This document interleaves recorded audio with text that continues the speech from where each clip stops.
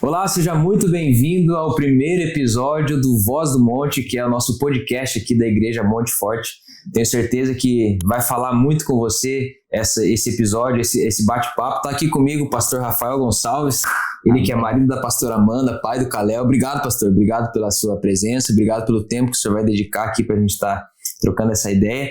E o nosso objetivo aqui nada mais é do que falar de Jesus de um jeito mais leve para que você que está em casa possa realmente entender aquilo que o Senhor tem para cada um de nós. E antes de nós começar, pastor, eu queria pedir para o senhor fazer uma oração para a gente aqui, para que nós possamos começar isso com o pé direito, né, e que as pessoas possam ser alcançadas também pelo amor de Jesus. Amém. Amém. Eu que agradeço estar aqui, um baita privilégio poder fazer parte desse projeto. E eu creio que esse projeto ele não nasceu no coração do homem, Amém. Nasceu no coração de Deus. E eu creio que a partir da mesa, como Jesus se assentava à mesa, e a mesa é tão profético, eu acredito que a partir da mesa sai cura, sai paixão por Jesus, sai relacionamento, e esse é o objetivo. Nosso objetivo é que você, ainda através de uma tela de celular, de um notebook, de onde você vai nos assistir, que o amor de Deus te toque aí. Então vamos orar para iniciar isso.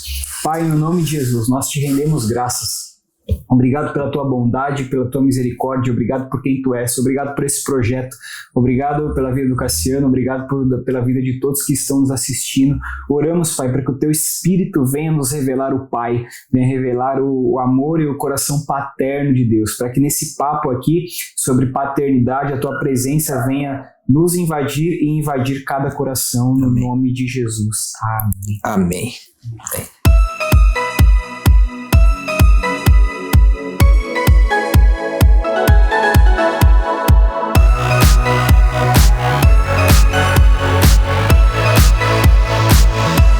Nós estamos fazendo uma série aqui na igreja, a série de pregações que fala sobre paternidade.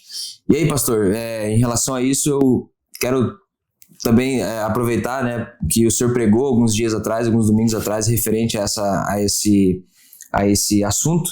E uma coisa que me marcou muito na sua pregação foi que o senhor trouxe a ideia de que a forma que a gente enxerga o nosso pai terreno é a forma que a gente atribui a Deus também. E é exatamente isso. Sobre a sua pergunta, a maneira que nós entendemos Deus, a revelação de Deus, ela vai determinar tudo que afeta a nossa vida. A maneira que eu vejo Deus afeta a maneira que eu me movo. A maneira que eu vejo Deus afeta o meu casamento, afeta a minha empresa, afeta a minha cosmovisão de mundo. E nós transferirmos para Deus a imagem paterna que nós temos. Então, a imagem de paternidade biológica, ou talvez você que está aqui nos ouvindo não teve um pai, mas teve uma figura paterna, um tio, um avô, alguém da sua família, você transfere para Deus isso. Gosto de citar um exemplo para a gente ter muito isso claro no nosso coração. Vamos supor que eu e o Cassiano iniciamos uma empresa e foi difícil o início dessa empresa. A gente teve que talvez vender um carro, se desfazer de alguns bens para injetar dinheiro nessa empresa. Passado alguns anos, 2, 3, 4 anos, essa empresa começou a gerar retorno. E aí, um belo dia, eu descobri que o Cassiano roubou a empresa, me roubou, fugiu e me deixou com uma baita dívida, sem nada, só uma dívida e a empresa quebrada. E aí eu pego aquilo, começo a reconstruir aquilo, passado alguns anos eu estabilizo, na hora de colher o fruto novamente, chega alguém me propondo algo grande, me propondo uma nova aliança, uma nova sociedade. E o nome dessa pessoa? Cassiano. Você faria esse negócio? É bem provável que não. Por quê? Porque os teus pensamentos te levam à antiga experiência, ainda que seja duas pessoas diferentes. Então você chega na igreja, você com problemas de paternidade, você chega na igreja e escuta o pastor dizendo que Deus é pai. Os seus pensamentos vão logo para a sua paternidade biológica. Então é importante a gente traçar e trilhar um caminho de cura em relação à paternidade, porque isso vai afetar totalmente a maneira que nós nos relacionamos com Deus e com as pessoas. Amém. Isso é importante também, porque às vezes as pessoas acabam colocando em Deus uma característica humana. E é totalmente antibíblico isso também, né? Até porque Deus ele é 100% amor, 100% justo, 100% fiel. Então essa clareza, né, de trazer isso também é importante pra gente. Mas a gente olha hoje o mundo, né, a forma que o mundo tá se encaminhando, que existe um problema, sim, de paternidade, né? Alguns pais não estão tendo aquela a incumbência de fato de ser um pai presente, e isso acaba desestabilizando famílias e pessoas que depois venham a ter problemas futuramente, né? Até em relação a isso. E para essas pessoas que passam por esse desafio, chegar numa igreja, às vezes até entender que Deus é o pai, fica meio conturbado, né? Mas como que o senhor acredita que seria uma forma de a pessoa que passou por uma eventual mágoa, digamos assim, na relação à paternidade, conseguir enxergar Deus como um pai? Lógico, vai ser um processo progressivo, né? Sim. Mas que ele possa fazer isso sem cometer nenhum tipo de heresia, sem também entristecer o Espírito Santo, mas como que ele pode caminhar, um novo convertido que seja, para se identificar como um filho, digamos assim, né? Tá, perfeito. Então vamos trazer um cenário, alguém que está começando a conhecer Jesus, chega na igreja, essa pessoa tem problemas com a paternidade e logo ela tem dificuldade em ver Deus como pai.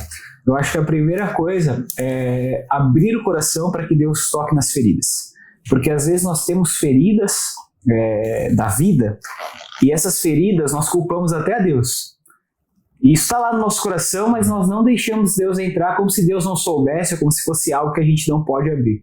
Eu acho que o primeiro ponto é render o coração a Deus. Tipo, Deus, eu tenho uma frustração com essa situação e até com o Senhor por causa disso, sabe? Eu acho que o primeiro ponto é abrir o coração para que Deus tenha a nossa permissão para Ele fazer algo, sabe? Não que ele não tenha o poder, mas eu acredito que nós precisamos abrir o nosso coração para que Deus possa fazer. Então, o primeiro ponto que eu indicaria para essa pessoa que está nos ouvindo e está nesse cenário é: abra o seu coração para Deus. Permita que Deus toque nisso. E o segundo ponto é: comece a trilhar um caminho de cura. Aí você que está ouvindo agora pode falar: poxa, pastor, mas você não sabe o que meu pai fez para mim. Você não sabe, e de fato talvez eu não saiba, mas uma coisa eu sei: se você ficar preso a isso, o maior prejudicado será você. Então, eu acredito que isso é uma escolha. Escolha abrir o coração para que você receba essa cura de Deus. Consequentemente, abrindo o coração para Deus tocar, isso vai te levar a uma ação. Essa ação é uma escolha. E você escolhe perdoar o seu pai, sua figura paterna. Mesmo que você tenha sido vítima dele, escolha perdoar. Chega no teu pai e diz: cara, eu te perdoo. Eu te perdoo, eu te libero perdão. Meu pai morreu. Cara, faça uma oração liberando perdão, libera o perdão. O objetivo se desvincula dessa ferida que pode te prender. Isso pode te limitar a receber aquilo que Deus tem para você. Então, eu acho que o caminho abra o coração. Se você tiver ainda um pai vivo, vai até ele. Cara, peço perdão, aquilo que aconteceu, eu peço perdão. Porque o perdão é uma escolha. O perdão não é um sentimento, ele é uma escolha. Você escolhe perdoar. Quando acho que foi o Rodolfo Abrantes que ele fez uma definição de perdão que eu achei muito bacana. Ele falou assim: quando alguém faz algo para você, essa pessoa te feriu, te ofendeu, no momento você quer matar aquela pessoa. Você escolhendo perdoar, daqui a pouco você diz: não, eu não quero mais matar, que alguém mate. E daqui a pouco você começa: não quero matar, não quero mais que alguém mate, que ela só se dê mal na vida. E daqui a pouco aquela pessoa se torna indiferente, e você escolhendo perdoar todos os dias, daqui a pouco você fica amando aquela pessoa. Nossa. É uma escolha, é uma decisão. E eu não estou dizendo aqui que você vai todo dia lá chegar na pessoa e eu perdoo você, perdoo. Não. É você no seu coração, no seu íntimo, na sua oração: eu perdoo o meu pai, eu perdoo o meu pai João, eu perdoo ele por ter feito isso, eu perdoo. E fazendo essa escolha diária, o seu coração é curado. Amém. É que muitas vezes as pessoas confundem, né? Eles usam o perdão como uma defesa. Mas se a gente pensar e usar o perdão como uma arma, né? Porque às vezes a pessoa fala: vou perdoar, mas para mim me proteger, porque eu não quero sofrer, eu não quero não sei o quê, e acaba, né, às vezes colocando aquilo como um tampão e morre. Sim. Agora, quando a gente usa como uma arma: eu vou perdoar porque eu preciso que isso realmente acabe, eu preciso que isso termine. Então, às vezes a pessoa pode se perguntar: eu estou usando o perdão como uma defesa ou como uma arma? Eu escolho usar como uma arma, porque eu quero que tudo aquilo elimine o meu sentimento para aquela pessoa, mal, né? Mas que nem você falou, fique indiferente a ponto de eu conseguir amar ela independente daquilo que foi feito, né? Exatamente. Eu acho que chega nesse ponto, assim. E o interessante também é que Jesus foi um modelo perfeito de perdão, né? Ele, mesmo sabendo que Judas ia trair ele, não mudou o fato de como ele seria. Continuou ceando com ele, continuou partindo o pão, entregando para ele, mesmo sabendo de tudo. Exato. Então, que maior exemplo de perdão esse, né? Alguém que ia trair, Exato. alguém que ia entregar para sofrer tudo que sofreu, morte de cruz, e mesmo assim... E é importante dizer que nós não estamos falando que é um caminho fácil. Exato. Não, Exato. A gente não está aqui querendo propor algo que seja, é muito fácil fazer isso. Não, não é. Às vezes, de fato, você foi abusado, você foi ferido, eu não sei a sua realidade. Mas eu entendo que Hebreus vai dizer que nós não temos um sumo sacerdote que não possa se compadecer das nossas fraquezas. Uau. Meu irmão, Deus está com você. Trilhar um caminho de cura, ele não para em você, ele passa por você. Quando você trilha um caminho de cura, Deus te dá autoridade para, através da sua vida, curar pessoas. Amém. Então, olhe para além, olhe para um todo, olhe para aquilo que Deus tem para sua vida. E às vezes Deus tem algo separado naquele exato lugar para a pessoa. Né? Vai ser alguém que vai falar sobre cura depois, cura interior, cura de feridas, e se ele não perdoou, somente quem é curado pode curar, né? Então, eu acredito que Deus tem muito para fazer em determinadas áreas, e principalmente nesse modelo agora de família que estamos construindo em Cristo, né? Porque a gente sabe que pai é a figura, né, de autoridade dentro de uma família. Sim. E a gente vê também que os pais passaram heranças para filhos, inclusive heranças espirituais, né? A gente vê lá no caso de Abraão, que apesar de ser de uma família pagã, que veio de uma família onde não acreditava no Deus como o único Deus, então... E ali se mudou, ele decidiu, né? Ele escolheu seguir um outro caminho, e a partir dali toda a sua descendência, por mais que tenha desviado em alguns momentos, né? A gente vê Ló que foi para Sodoma e Gomorra, que tinha ali uma convivência pagã, Sim. Mas sabia da existência de Deus, sabia do que estava acontecendo, mas todos que foram diretamente ligados a eles, fizeram parte da promessa, seguiram aquele caminho de um único Deus, né? Então, como que a gente consegue trazer essa clareza para os pais que estão nos ouvindo, né, os futuros pais, para implementarem na sua casa uma cultura do reino, a ponto de o filho olhar para aquilo e falar: eu quero seguir Jesus porque eu vejo quanto meu pai é abençoado por isso, né? O senhor tem o Calhau em casa, eu acredito que deve fazer muito sentido isso também, porque ele cresceu, está crescendo nesse meio de igreja, né? Então, como que a gente consegue fazer com que o ministério não sobressaia a família, mas que também seja parte, né, daquilo que Deus está fazendo na vida de cada um? Que bênção. Tem muitas camadas essa pergunta, né? Eu, particularmente, eu não gosto de fazer aquela ordem, aquele ranking, né? Separar Deus, família, trabalho, igreja. E eu já fiz isso no passado, não estou te condenando, mas alguma área você vai negligenciar. Então, Paulo vai dizer assim: quer comer, quer beber, e fazer tudo para a glória de Deus. Então, eu entendo assim, Deus é o primeiro lugar, mas é Deus em família, Deus no trabalho. Ele está na lista toda. Exatamente, Deus na igreja, igreja em Deus, ministério em família. Eu acho que eu não consigo desvincular, porque se você está no mercado de trabalho, você não faz isso para um chefe, ou se você é o dono da empresa, você não faz só para o teu bem ou para o bem da tua família. O teu trabalho, aquilo que você faz, glorifica a Deus, tem um propósito, ou deveria ter. Então eu entendo que assim, é Deus em família, família em Deus, e uma vida como um todo glorifica o nome de Deus. Então, assim, eu particularmente também não separo muito secular e sagrado. Tudo que eu faço para a glória de Deus. Então, eu entendo que o exemplo, ele inspira. Porque liderança, ela não é um cargo. Ela não é alguém te deu, pronto, agora eu sou líder. Não, liderança é influência, é inspiração. Alguém tem que olhar e dizer: uau, o Cassiano me inspira. Isso vai te fazendo um líder. A própria vida íntegra, uma vida sincera, uma vida em humildade. Não é ser quem Deus te chamou para ser em tempo integral.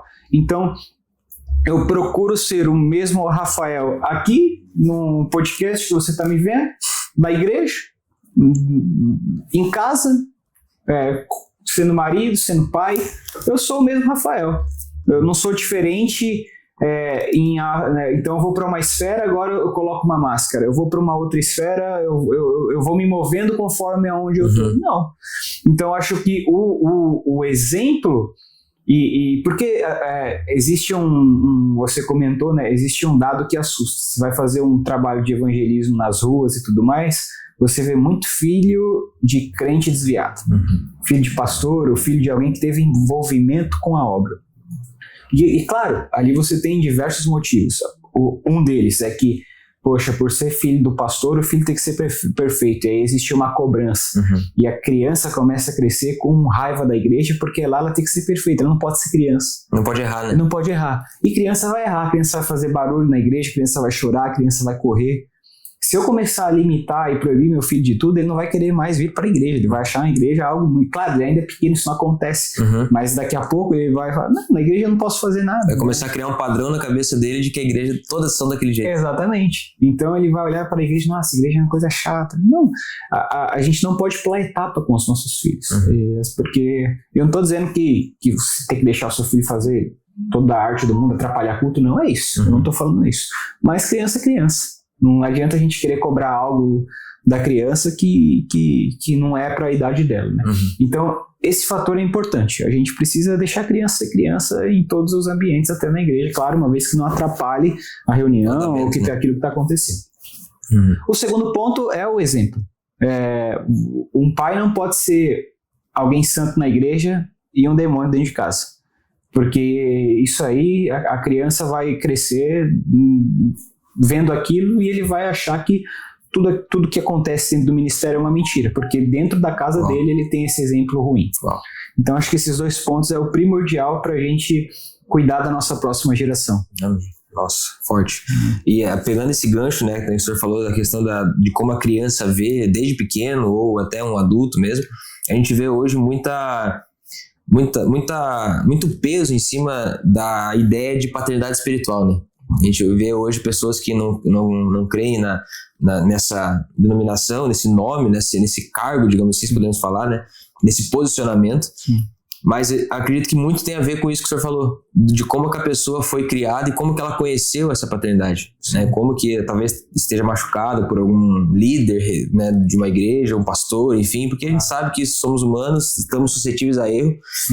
Mas tem coisa que não justifica, né? Explica, mas por ser humano, mas não justifica pela ação. Exato. E tem muita gente machucada hoje.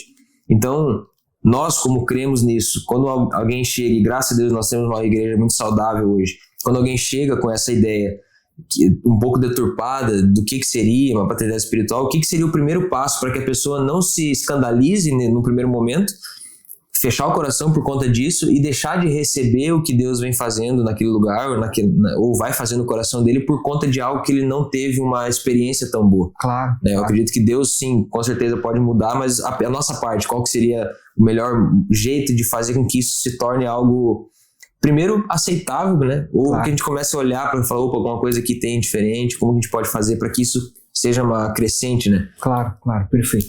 Assim, em todo lugar tem pessoas boas e pessoas ruins, né? Todo lugar tem pessoas que estão por um propósito e tem abusadores. E na igreja não é diferente. Então, talvez você que esteja nos ouvindo aqui teve uma experiência ruim, e quando fala em pastor ou paternidade espiritual, você já lembra talvez que você teve alguém que você controlava a tua vida, que era um abuso, que era uma imposição. Isso não tem nada a ver com paternidade espiritual. E a paternidade espiritual, é importante a gente entender que não é uma mensagem de um CNPJ, de uma placa de igreja, é uma mensagem bíblica. Você vê vários exemplos na Bíblia. O apóstolo Paulo era um pai espiritual de igrejas, ele era um implantador de igreja, e ele também era de indivíduos, Timóteo, Tito, então, e por aí vai. Elias e Eliseu, e tantos outros exemplos que a gente tem bíblico. E qual que é um dos objetivos do pai espiritual, né?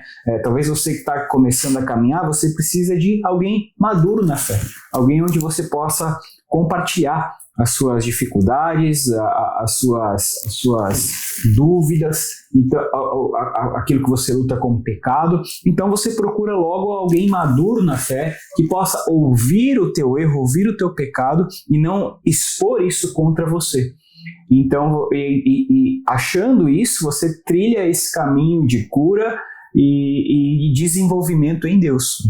Então, nós somos, obviamente, discípulos de Jesus Porém, Jesus, ele nos presenteia com pessoas, porque a vida com Deus não é uma vida solitária, e a própria Bíblia diz que Deus faz o solitário andar em família. Então não existe vida com Deus sozinho. A gente diz assim, muitas pessoas dizem assim, né? Não vou para a igreja porque eu sou a igreja. Erro básico, a Bíblia não diz que eu sou a igreja, a Bíblia diz que nós somos igreja. Não é singular, é plural. Então, quando nós estamos juntos, nós somos igreja. Nós somos o corpo de Cristo. E nós estamos representando Cristo. Então, existe um papel importante quando nós estamos reunidos como igreja. E é nesse lugar de união, de comunhão, de koinonia, que a gente obtém cura. Cura das feridas das nossas almas e desenvolvimento e maturidade. E a paternidade espiritual, ela tem essa graça dada por Deus de te apacentar, de te corrigir, de te fazer levar a um caminho de amadurecimento, de te dar identidade e te enviar, né? Porque também não é só um objetivo de um pai. Você que é pai biológico, o objetivo é você ter o seu filhinho ali para a vida inteira, um filhinho onde você tem que limpar a fralda, dar chupeta. Aqui no sul não é chupeta, né? É bico. É bico. Dá o bico. Então, não é esse o objetivo. Eu, como pai do Kalel, eu quero ver o Kalel passar por todas essas etapas, se desenvolver, vai ter uma hora que ele vai casar, vai viver a vida dele. Glória a Deus. Exato, glória a Deus. Um pai espiritual é a mesma coisa. Ele não quer que você chegue na igreja como um bebezinho. Você vai chegar como um bebezinho, normal, imaturo em muitas áreas, mas ele não quer que você permaneça assim. Ele quer ver te desenvolver, crescer e daqui a pouco você ser enviado para aquilo que Deus tem para a sua vida. Esse é o objetivo. Só que, claro, muitas pessoas têm essa ferida porque tiveram também uma figura de um pastor, uma figura de um pai espiritual distorcido disso que nós estamos falando. E lembrando que para você que ainda tem dúvida em relação a isso, avalie. Avalie se essa pessoa, se esse homem de Deus realmente fala as coisas que a Bíblia fala. Então o discernimento de tudo, o caminho de tudo vai ser a Bíblia. Se essa pessoa falar alguma coisa que não está lá, né, acredito que não seja a melhor pessoa para você estar colocando essa influência na sua vida, né? Então eu acredito que a Bíblia, ela é o principal discernimento, o principal caminho, assim, né? Exato. A gente entender se aquilo está sendo de Deus mesmo ou não. Exato. E uma coisa até que o pastor aqui comentou uma vez comigo é que as pessoas colocam em alguém, num pastor, a responsabilidade de decidir algo para ele. Se o pastor falar, é de Deus. Se o pastor falar que vai, é de Deus. Se não falar que não é, não é. Exato. Mas um pai espiritual que é formado e é guiado pelo Espírito Santo, nada vai mais do que confirmar aquilo que o Espírito Santo já falou pra gente. Exato. Então é isso. É alguém mais maduro na fé para que possa nos dar uma clareza melhor daquilo que está acontecendo na nossa vida, de acordo com o que já está sendo testificado em nós. Exato. É importante esse ponto, porque o pai espiritual não é uma babá.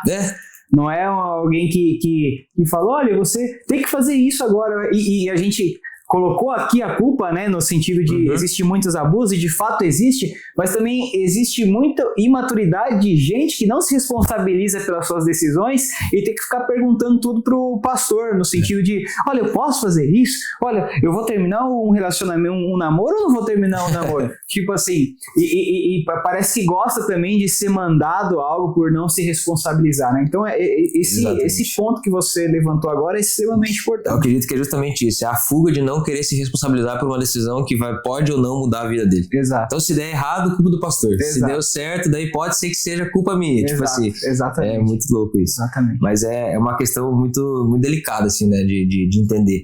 Mas eu vejo que o senhor comentou também ali um momento de que nós somos igreja, né? Nós somos uma família em Cristo, igreja de Cristo. E dentro de uma família, a gente já falou aqui que a paternidade, ela tem uma responsabilidade maior de liderança, né?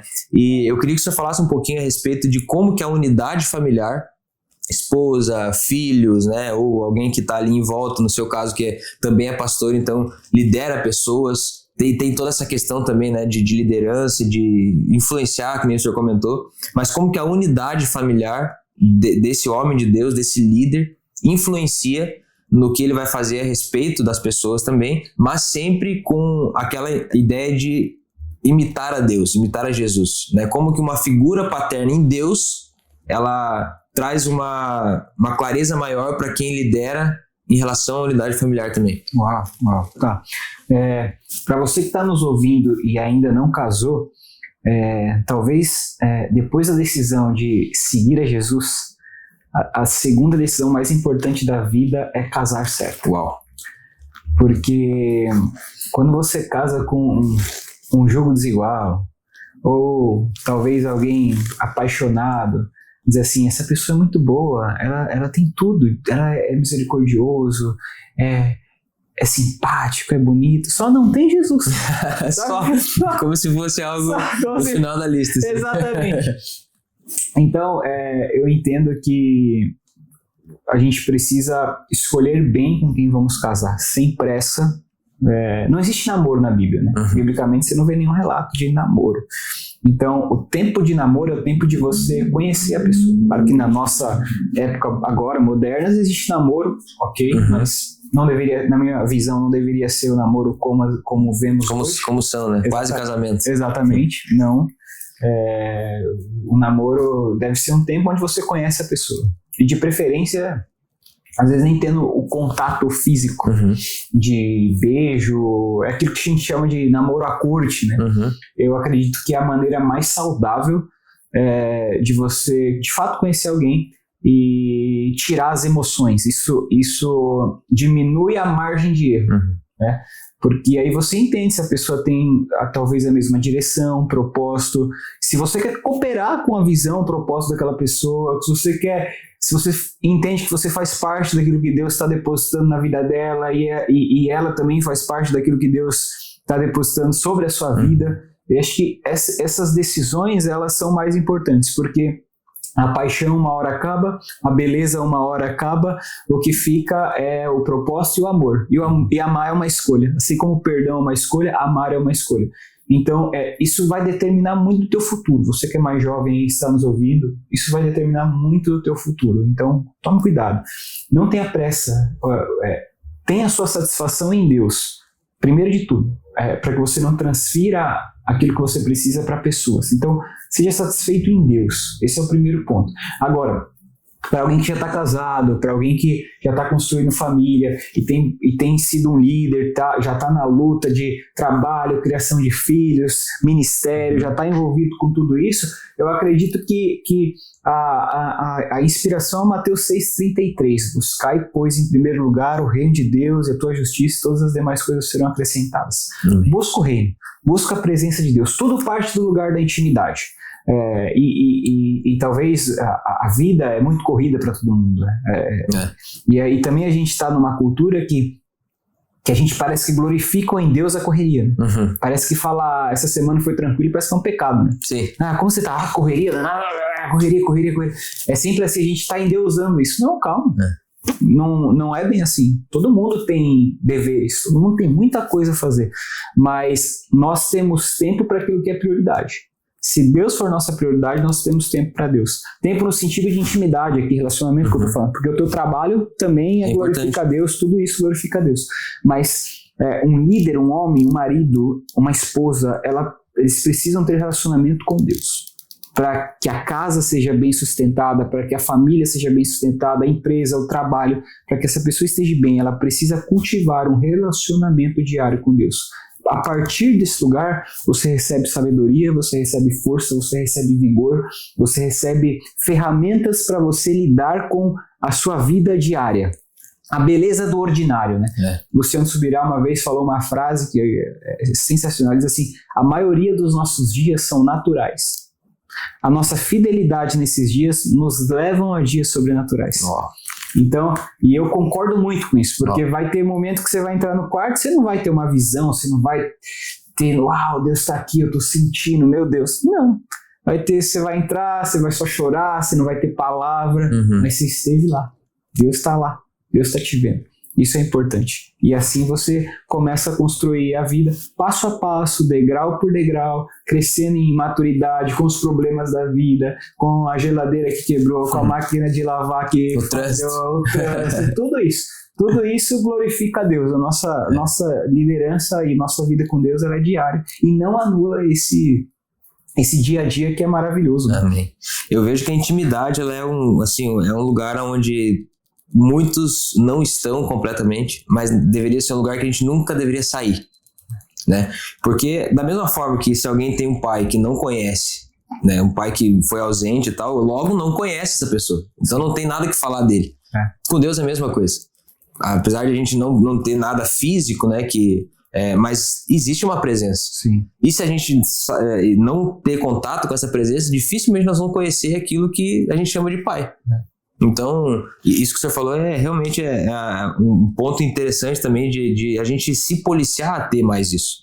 Exato. Tirar um tempo, né, para ter intimidade com Deus. É um lugar que a gente vai lá, se debruce, coloque para fora os nossos anseios, né, aquilo que está atrapalhando o nosso coração, que está tirando a paz, enfim. Mas que esse lugar de intimidade possa vir a ser algo de frequência, não um lugar de passagem, né, algo que a gente possa morar lá. E é muito interessante isso porque acaba refletindo em várias coisas também, né? Então, um pai que está firmado na intimidade em Deus, logo vai liderar melhor sua família, vai ter os filhos mais direcionados também nos caminhos do Senhor, vai ter uma esposa que acompanha e se submete à visão que ele tem de casa, lógico, auxiliando, né? Sempre estando ao lado dele, que a gente entende que também não tem essa diferença assim de só o pai fala, só o pai, enfim, mas que tem alguém para auxiliar. Então isso é muito interessante, muito, muito bom. E o senhor também como pai, como alguém que deixou tudo em São Paulo e veio para cá com a visão, com a palavra, né, viveu isso de fato, né, de estar em unidade com a família, de estar em comunhão com Deus, para que todos pudessem alcançar essa paz, né? Sim. De tomar uma decisão tão mirabolante assim, que é mudar de lugar, mudar de tudo. E isso tem sido, glória a Deus, né? Sua vida tem sido uma bênção aqui pra gente. E isso é fruto daquilo que a obediência traz, né? Eu acredito que o nível de bênção que a gente recebe está completamente correlacionado ao tanto de entrega e obediência que a gente dá para Deus, né? Uau, amém. Tem eu vou ser vulnerável aqui.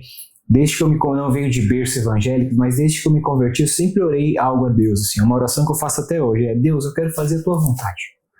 Eu quero participar daquilo que o Senhor está fazendo. E não é uma oração assim de uma falsa humildade, sabe? Deus, eu quero... Não, é de verdade. Eu quero gastar a minha vida por um propósito maior do que trabalhar, pagar conta, ter uma estabilidade financeira e só.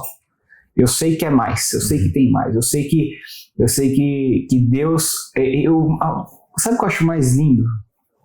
É que Deus, ele poderia fazer tudo sozinho.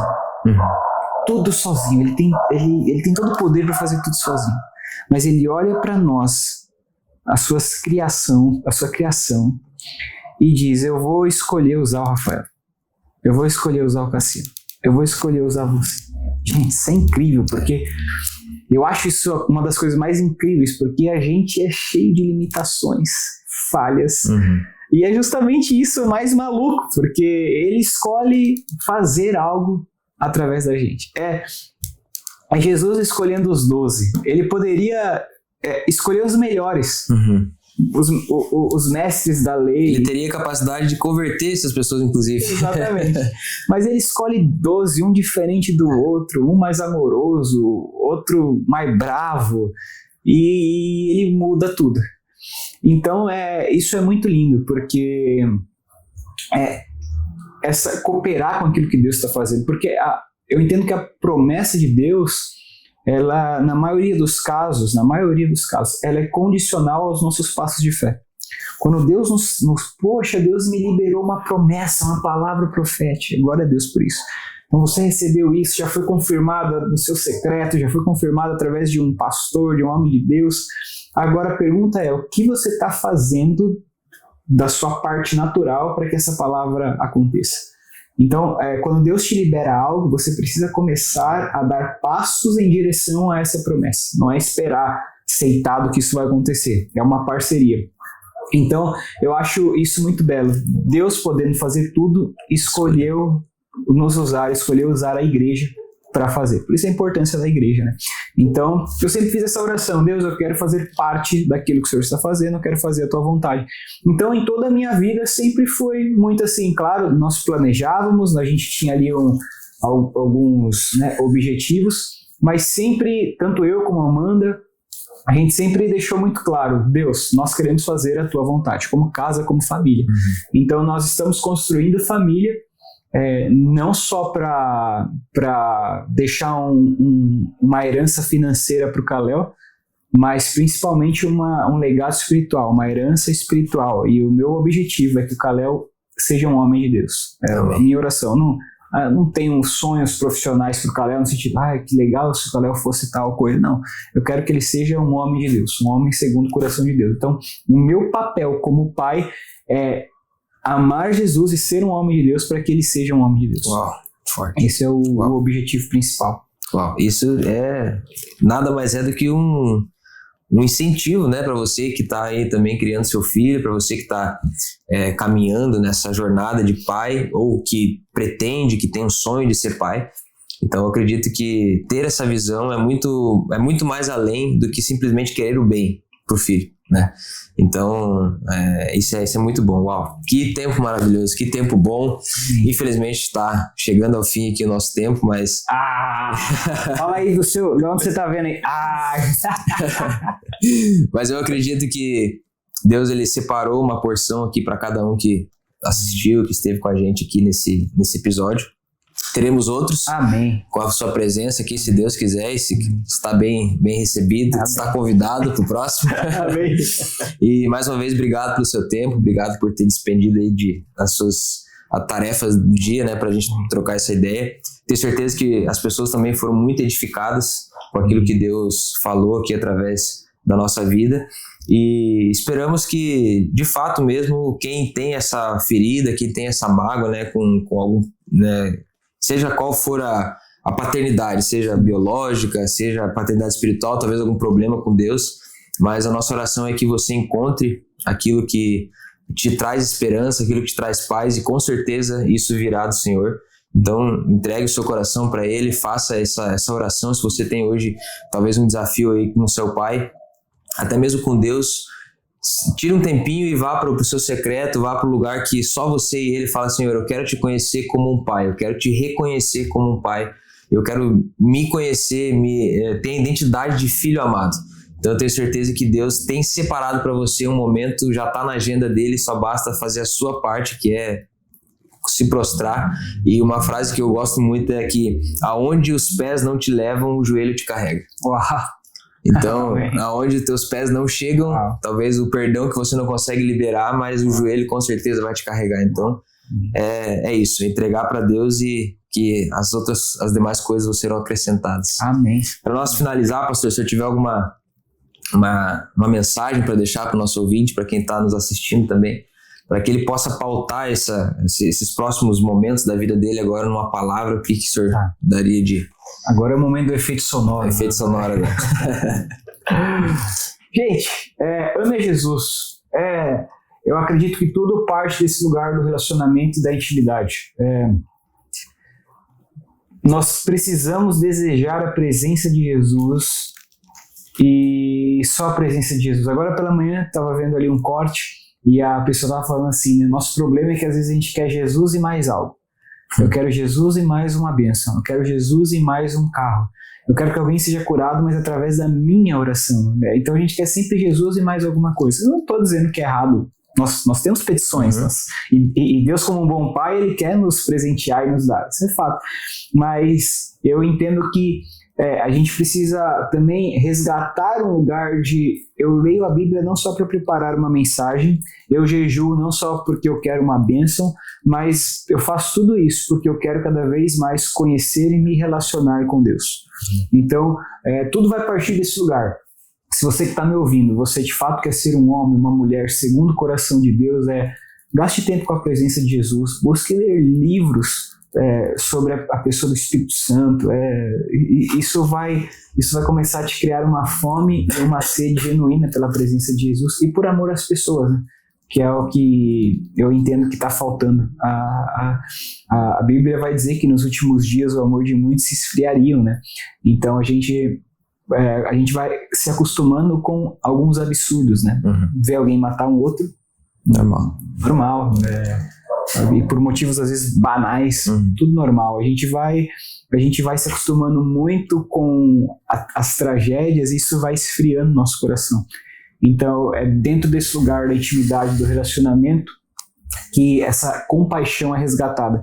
constantemente a Bíblia vai dizer que Jesus, antes de curar, se enchia de compaixão. Então, é nesse lugar da intimidade que o nosso coração se enche de compaixão. E aí os nossos dons, eles são ativados através da compaixão. Quando eu me relaciono com Deus, eu recebo do amor dele, porque a palavra dele vai dizer que ele é amor. Então não tem como eu amá-lo se eu não receber desse amor. Primeiro eu recebo para depois eu retribuir. Então ele é amor. Deus é amor. Eu recebo desse amor.